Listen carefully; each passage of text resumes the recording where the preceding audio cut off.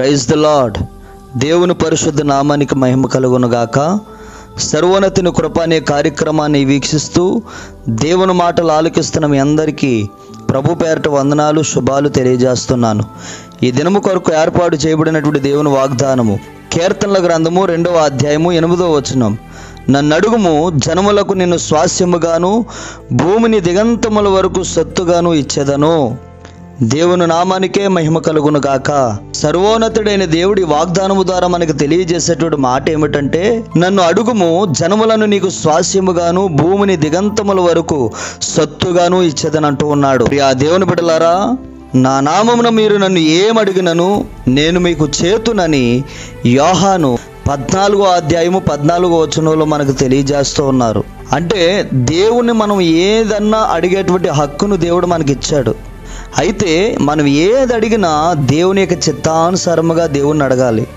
దేవుని యొక్క నామాన్ని మనం అడిగేవారుగా ఉండాలి. లోకములో ఉన్నప్పుడు లోకములో ఉన్నటువంటి అనేకమైనటువంటి ఆశలు మనలో ఉంటాయి.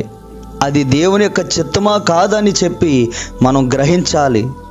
అయితే దేవుడే అంటూ ఉన్నాడు, మీరు నన్ను అడగండి, మీకు ఏమి కావాలో అది నేను మీకు ఇస్తానంటున్నాడు.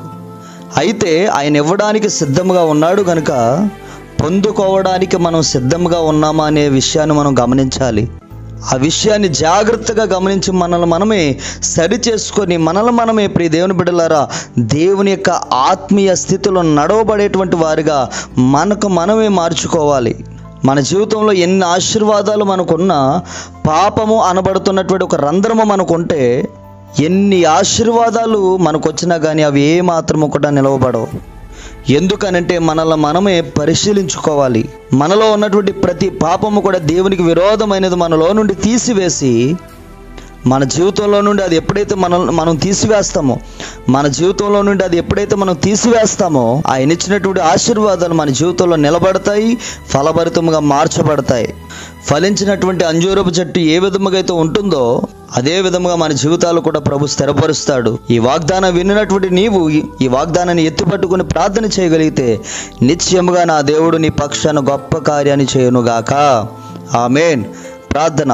కృపా సత్య సంపూర్ణుడా, దయగలిగిన మా తండ్రి, నీకు స్తోత్రాలు. ఈ దినము మాకు ఇచ్చినటువంటి ఈ వాగ్దానాన్ని బట్టి ప్రార్థిస్తున్నాం. ఈ వాగ్దానం ప్రతి ఒక్కరి జీవితంలో నెరవేర్చి స్థిరపరచమని యేసు నామమున అడిగి వేడుకొనుచున్నాము తండ్రి. ఆమేన్. Praise the lord.